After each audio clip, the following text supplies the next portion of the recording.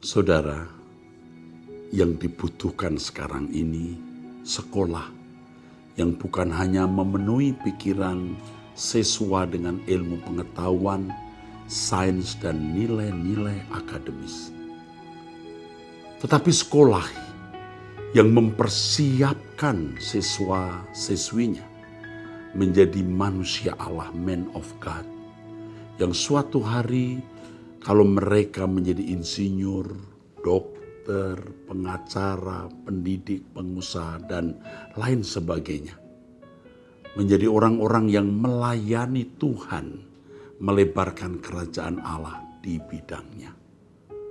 Dibutuhkan sekolah yang mempersiapkan siswa-siswinya menjadi manusia yang bisa dipercayai Tuhan untuk melanjutkan karya Kristus di dunia ini sebelum dunia ini berakhir. Ekumene Christian High School menjawab.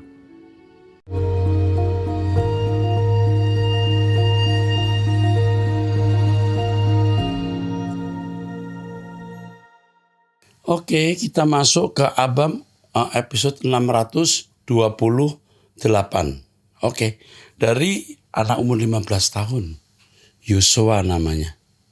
Hebat ya. Pertanyaan 1, Roma 6 ayat 14. Sebab kamu tidak akan dikuasai lagi oleh dosa, karena kamu tidak berada di bawah hukum Taurat, tetapi di bawah kasih karunia. Jadi Pak, jika ada orang di bawah hukum Taurat, apakah akan dikuasai dosa? Iya, karena hukum Taurat itu menandai orang ya. Menandai orang ya. Kalau berbuat dosa sesuai dengan Taurat, misalnya Taurat mengatakan A, dia melakukan A, dia berbuat dosa. Tapi kalau tidak di bawah hukum Taurat, ya, dia tidak di bawah hukum dosa. Tetapi bukan berarti lalu dia bisa hidup suka-suka sendiri.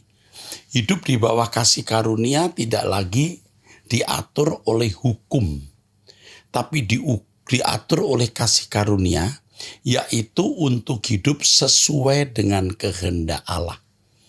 Roma 6 ayat 14 tidak bisa kamu pisahkan dari ayat-ayat yang lain. Dan tentu saya tidak cukup waktu untuk menjelaskan. Saya memiliki buku khusus membahas kitab Roma ini. Jadi di mana tidak ada Taurat, maka tidak ada dosa. Begitu kata Alkitab. Bukan berarti lalu perbuatan dosa ditolerir. Tidak terbukti. Ya, ketika belum ada Taurat, perbuatan salah belum bisa terbukti berbuat salah. Ya, kalau mencuri itu salah, dari mana hukumnya? Nggak ada Taurat, tapi begitu ada Taurat, nah salah ini. Nah makanya Taurat ada ini untuk menunjukkan dosa. Nah sekarang orang yang hidup dalam kasih karunia tidak di bawah hukum. Tapi bukan berarti lalu boleh hidup suka-suka. Di bawah kasih karunia harus hidup dalam kesempurnaan. Oke, itu aja nak ya. Jadi Pak, jika ada orang di bawah hukum Taurat, apakah akan dikuasai dosa? Tentu dikuasai dosa karena ada hukum. Ya, kita tidak di bawah hukum Taurat ya. Kalau hukum Taurat misalnya melarang kamu makan makanan atau daging yang berkuku belah seperti babi. Kamu makan babi, kamu berdosa. Tapi kalau kamu tidak di bawah hukum Taurat, ya kamu makan babi, tidak berdosa. Tapi bukan berarti lalu kita boleh makan sembarangan ya. Mesti memiliki pola makan, pola hidup yang baik. Pertanyaan kedua, di dalam Alkitab tertulis bahwa iblis bisa bertemu dengan Allah seperti Ayub pasal 1 ayat 6. Pak, apakah selain iblis atau Lucifer, misalnya sepertiga malaikat yang ikut memberontak bersama iblis dapat kembali dengan Allah? Tidak bisa. Rupanya mereka adalah makhluk yang tidak diberi kesempatan bertobat. Oke. Pertanyaan ketiga, Pak, saya adalah seorang ketua kelas, saya diberi amanatkan oleh wali kelas saya untuk menjaga kelas. Ketika ujian berlangsung secara tak sengaja, saya melihat teman saya sedang membaca buku pelajaran Pak, dan bekerja sama dengan teman di belakangnya. Di saat itu guru pengawas sedang keluar Pak. Setelah ujian terakhir, saya langsung cepat-cepat ke ruang guru untuk melaporkan ke wali kelas. Setelah kasus itu entah mengapa banyak orang yang mendiamkan saya. Mungkin mereka sudah tahu bahwa saya yang melaporkannya, Pak. Tapi Pak, di satu sisi saya tak enak, Pak. Saya ingin menegakkan kebenaran, tetapi mengapa banyak orang yang tak suka, Pak? Orang yang menegakkan kebenaran sering tidak disukai, Nak. Jangan takut, Tuhan di pihak kamu. Tuhan memberkati. Oke, kamu tahu nggak orang yang ditegur guru karena nyontek itu nanti akan menjadi lebih baik daripada dibiarkan nyontek. Suatu hari jadi pejabat dia korupsi, jadi pegawai dia korupsi juga, nyolong. Bagus tindakanmu. Tetapi jika kamu melihat orang melakukan itu, lebih baik ditegur dulu. Jika tidak, ya baru bisa dilaporkan. Oke, cukup. Pria usia 33 tahun, single, karyawan swasta. Salam Pak Eras yang saya hormati. Saya langsung ke intinya saja ya Pak. Saya seorang yang sejak sekitar 12 tahun lalu mulai mengenal firman Tuhan. Namun saya masih terus hidup dalam dosa, pornografi, dan judi online. Dan dulunya ini biasa-biasa saja, namun semakin kesini hal ini membuat saya merasa diri saya sangatlah menjijikkan, tidak memiliki nilai hidup. Saya merasa lelah menjadi manusia sampah. Hati saya sangat terisis. Ya. Di benak saya terus bergejolak. Berhentilah terus menyakiti hati Tuhan yang paling menyayangi kamu. Begitulah suara di hati. Saya ingin meresponi suara dalam hati saya tersebut, Pak. Dan dalam 2 hari ini saya mencoba kembali ke jalan Tuhan. Saya berharap tekad saya benar-benar serius dan nantinya bisa terrealisasi memiliki kehidupan berkualitas dalam kebenaran yang Tuhan inginkan. 2 hari ini saya terus mendengarkan khotbah-khotbah Pak Eras dan mendengarkan YouTube Abam ini, Pak. Nah, yang saya mau tanyakan ke Bapak adalah, apakah saya telah hidup hina, tahu firman Tuhan tapi tetap melakukan dosa? Selama kurang lebih 12 tahun ini masih pantas untuk datang ke Tuhan. Mohon peneguhannya Pak, saya berharap Tuhan masih berkenan menerima saya yang hina ini, dan saya harap diri saya juga bisa benar-benar bertobat dan dimampukan untuk tidak berbuat dosa lagi, karena saya menyadari saya hidup suci demi keselamatan saya. Umurmu 33 tahun, kamu masih single, kamu mulai takut akan Allah. Perasaan jijik itu sebenarnya perasaan atau gejala dari orang yang mau sembuh. Puji Tuhan kamu sedang disembuhkan Tuhan. Puji Tuhan. Jadi terus saja kamu berubah, ikuti saya dalam doa pagi. Dengarkan khotbah saya. Perkuat tekadmu, harus nekat. Tanpa nekat kamu tidak bisa keluar dari keadaan ini. Ingat, jangan nonton film-film yang tidak perlu ditonton. Jangan bergaul dengan orang yang salah. Saya kira kamu akan bisa keluar dari keadaan ini. Tuhan mengasihi kamu dan kamu diterima oleh Tuhan. Dalam nama Yesus Kristus. Selamat datang di keluarga kerajaan Allah. Amin. Dari wanita usia 34 tahun. Salam Pak Pendeta, saya seorang istri, suami umur 32 tahun. Suami saya beberapa saat lalu mengakui kalau dia sudah selingkuh. Selingkuhan berumur 22 tahun. Dia mengakui dengan tujuan mau kembali ke saya. Saat saya itu tidak terima, saat itu saya tidak terima. Sesudah itu saya bilang saya mau terima dia untuk kembali bersama. Kemudian saya pun mengakui kalau saya juga pernah selingkuh beberapa tahun lalu. Jadi saya duluan yang selingkuh. Keterbukaan awal pemulihan dengan harapan kita berdua memulai rumah tangga kita lagi dari awal. Selama 1 bulan kita berdua berusaha untuk membangun hubungan lagi, tapi saya selalu diungkit-ungkit. Sampai saya bilang keselingkuhannya untuk tinggalin suami saya. Malah akhirnya suami saya benar-benar marah sama saya, dan sekarang hubungan kami hanya sebatas anak dan pekerjaan. Saya bilang dia sakit hati karena perselingkuhan saya dahulu dan dia memilih bersama dengan selingkuhannya itu. Saya harus bagaimana Pak Pendeta? Saya telah menghadapi sikapnya. Saya lelah menghadapi sikapnya. Saya pegang firman-Nya tidak boleh cerai, tapi saya lelah Pak. suami sudah tidak sayang ke saya. Menurut pengakuan dia hanya mau berteman. Kami menikah 10 tahun. Saya harus bagaimana Pak? Apakah boleh bercerai? Ya, kalimat keterbukaan itu awal pemulihan, itu menyesatkan dan menipu. Bagi mereka yang tidak siap. Bagi yang siap bagus. Tapi bagi yang tidak siap pada umumnya justru menjadi awal kehancuran. Saya sudah membuktikan ini dalam kehidupan banyak orang. Keterbukaan awal pemulihan itu salah. Kalau seorang hamba Tuhan yang sudah belajar melewati tahun-tahun panjang tahu bahwa tidak semua orang bisa menerima kegagalan pasangannya. Mungkin pada waktu retreat diakui itu baik. Tapi ada saat-saat diingatkan kembali dan waktu lemah akan diungkit-ungkit justru menjadi pemicu perceraian. Ya, sekarang yang kamu lakukan, kamu diam saja, kamu mencari Tuhan. Kamu bekerja sebisa-bisanya untuk menghidupi anakmu dan tidak bergantung kepada pasanganmu. Sekarang suamimu sudah punya selingkuhan yang usianya lebih muda dari kamu 12 tahun. Jelas, jauh sekali. Ya. Usia suamimu lebih muda dari kamu. Kamu lebih tua 2 tahun. Selingkuhanmu lebih muda 12, selingkuhan suamimu lebih muda 12 tahun. Secara nampak mata jelas, suamimu akan milih yang muda. Karena dia juga tidak takut akan Allah. Sekarang sebaiknya kamu lupakan saja suamimu. Kamu mencari Tuhan, syukur kalau suamimu balik, kalau tidak lupakan.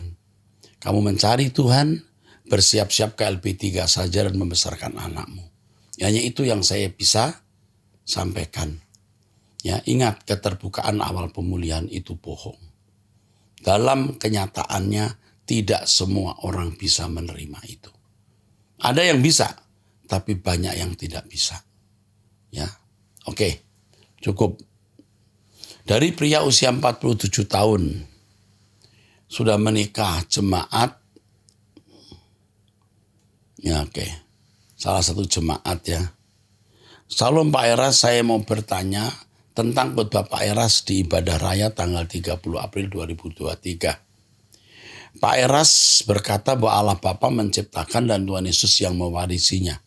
Tolong dijelaskan lebih detail Pak Eras terkait hal ini. Biar jelas dan tidak mengerikan seperti Pak Eras sampaikan pada Yohanes 1 ayat 1-3. Firman Tuhan bersama dengan Allah dan segala sesuatu dijadikan oleh Dia. Tolong jelaskan Pak. Ya. Ini akan saya jelaskan dalam seminar khusus. Saya sedang tulis bukunya ya. Saya bisa membuktikan sesuai dengan Alkitab. Kebenaran yang saya kemukakan. Tunggu nanti seminarnya akan saya sampaikan. Tuhan Yesus 100% manusia dan 100% Allah. Pak Eras sudah menjelaskan bahwa kita bisa mencontoh Dia karena 100% manusia seperti kita. Dia juga bisa salah, tapi Yesus tidak salah ya, jangan lupa. Sekarang dari sisi 100% Allah belum dijelaskan. Nah ini juga masalahnya, saya perlu waktu untuk menjelaskan ya. Oke,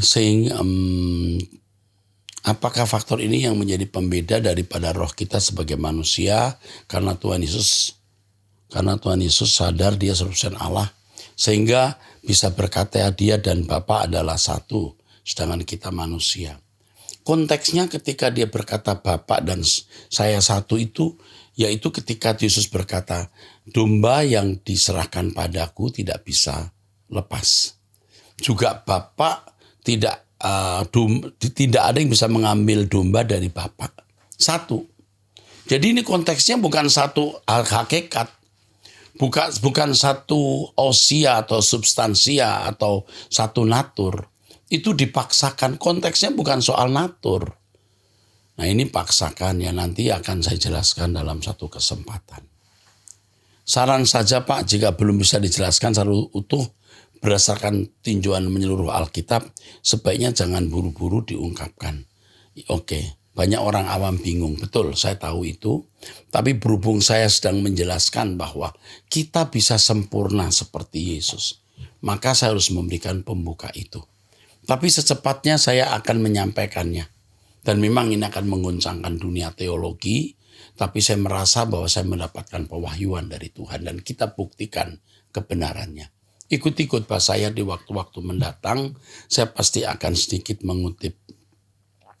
Saya salut ya dengan masukan ini. Anda orang cerdas dan Anda juga respect atau menghargai saya.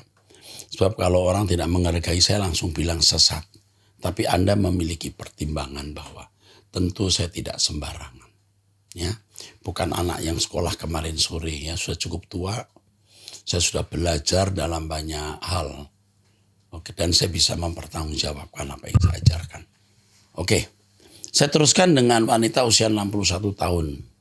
Bapak saya sudah cerai sejak tahun 2003, suami menikah secara sah tanpa sepengetahuan dengan saya sampai mempunyai anak. Waktu mau menikah dia mengatakan kepada pendeta dia duda, anak 2 dan istri sudah meninggal. Maka nikahlah dengan perempuan itu, jadi sejak 2003 sampai sekarang tidak pernah lagi sama-sama dengan saya. Saya potong ya, suamimu bisa dituntut di pengadilan.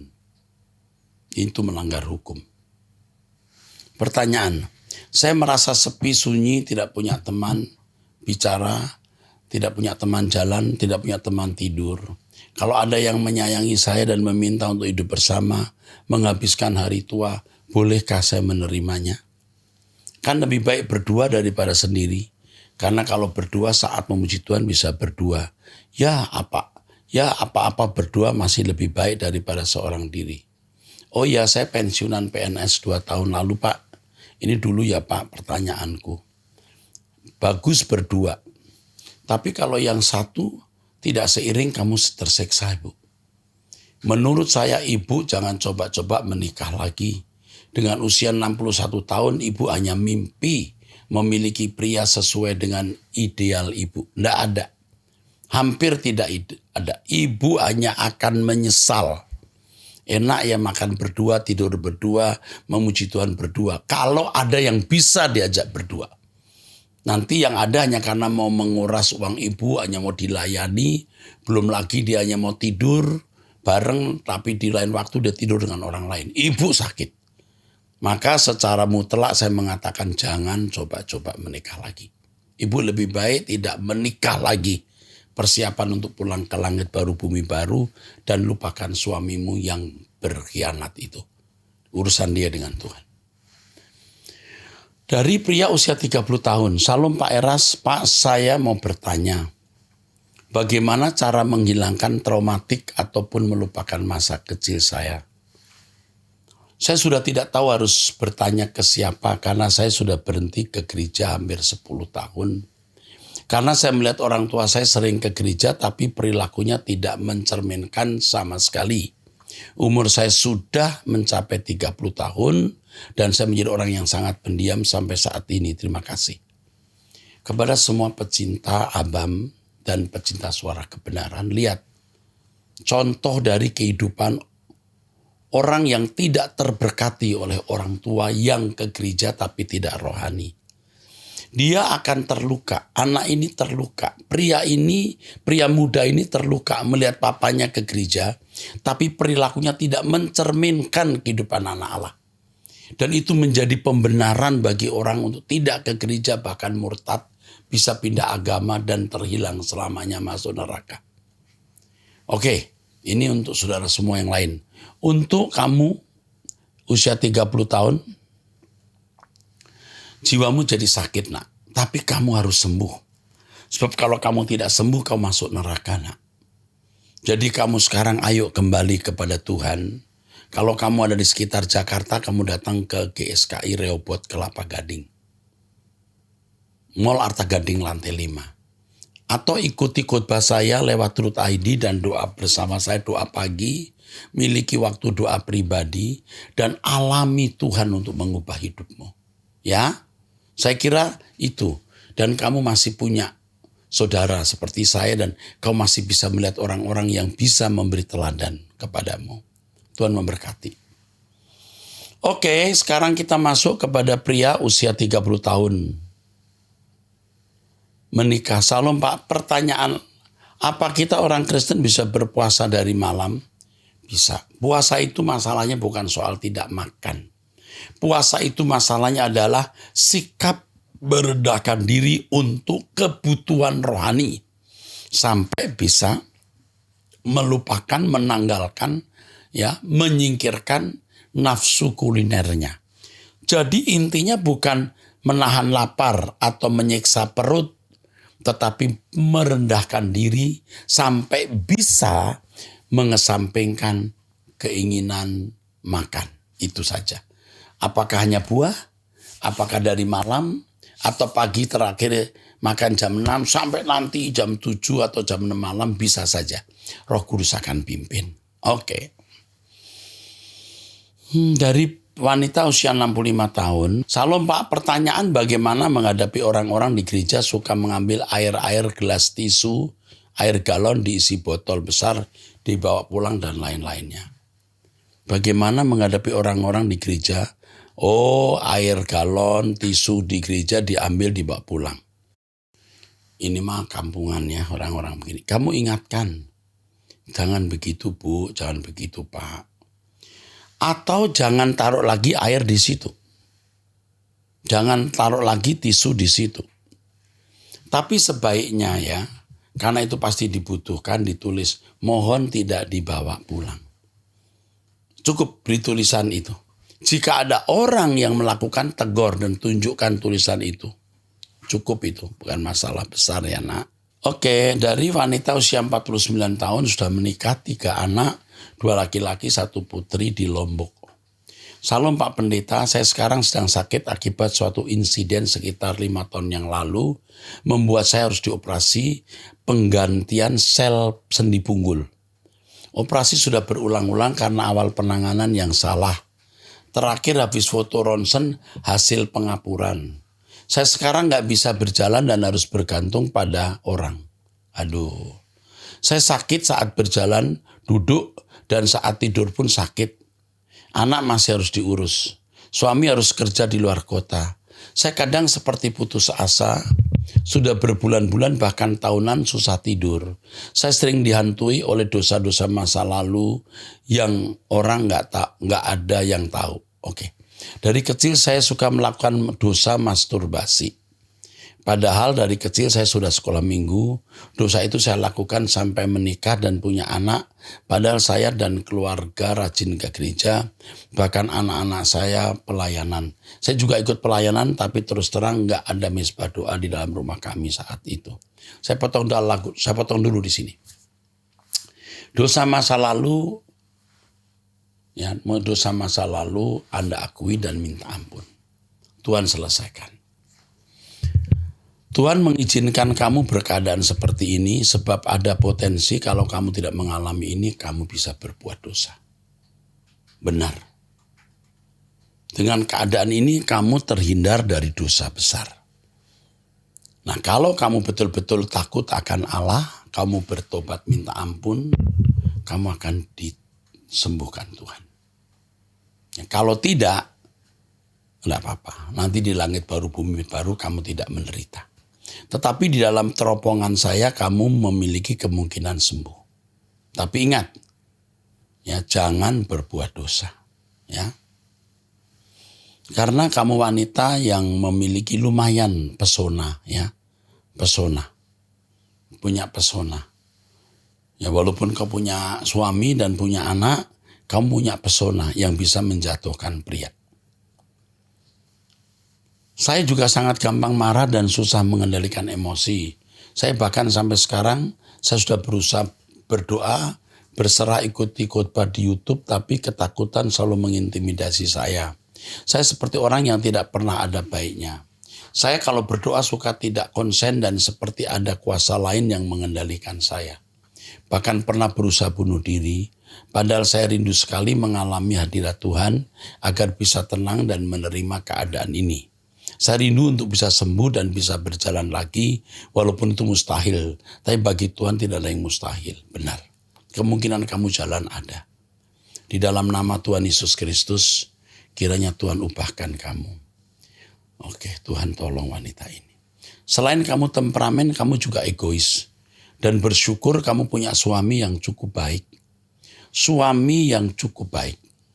Tapi kalau kamu terus-menerus begini, tidak mendatangkan damai sejahtera bagi orang lain, ya kamu bisa bahaya kamu. Jadi yang sekarang kamu harus lakukan, tekad untuk berubah. Kamu orang yang terlindungi oleh Tuhan.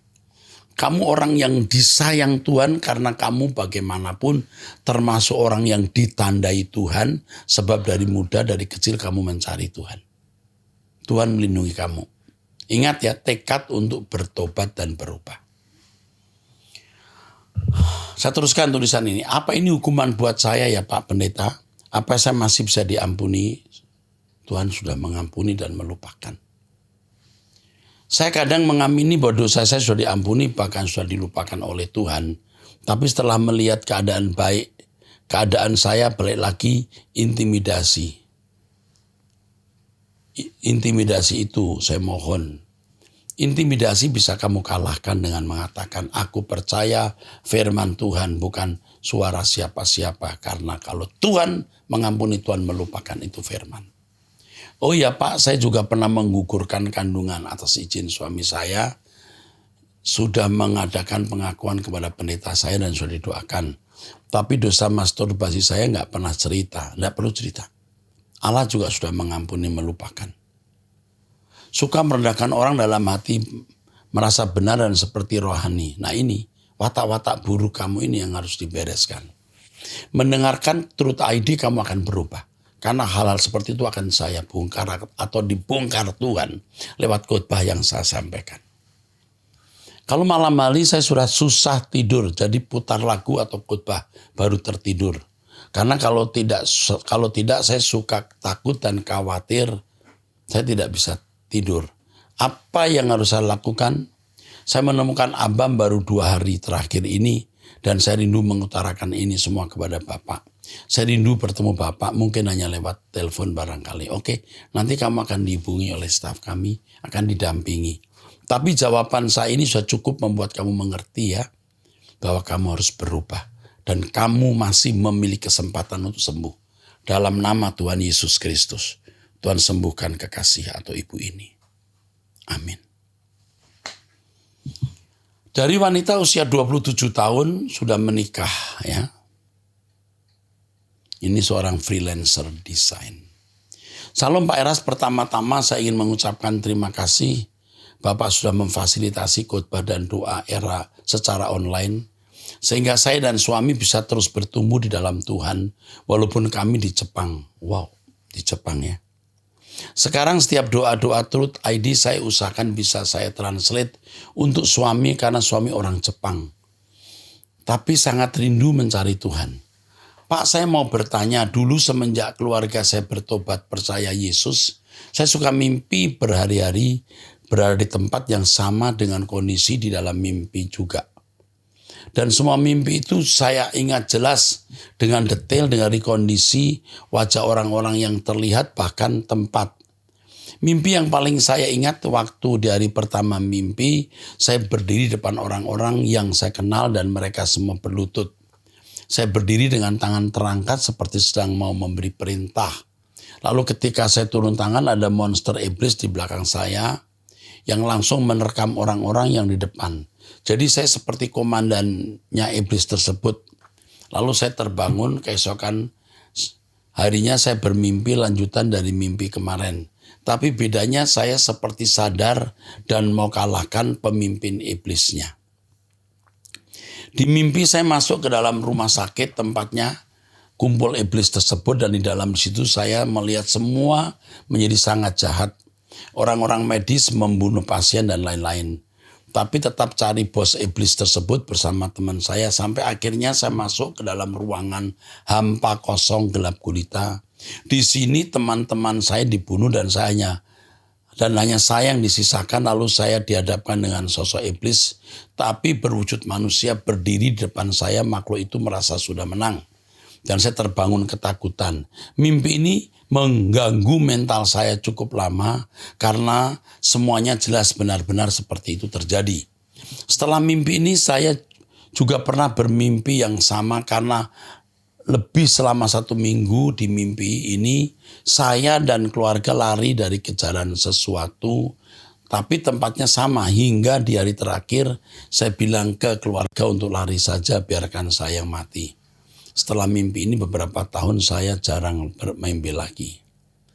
Tapi akhir-akhir ini saya suka bermimpi berulang.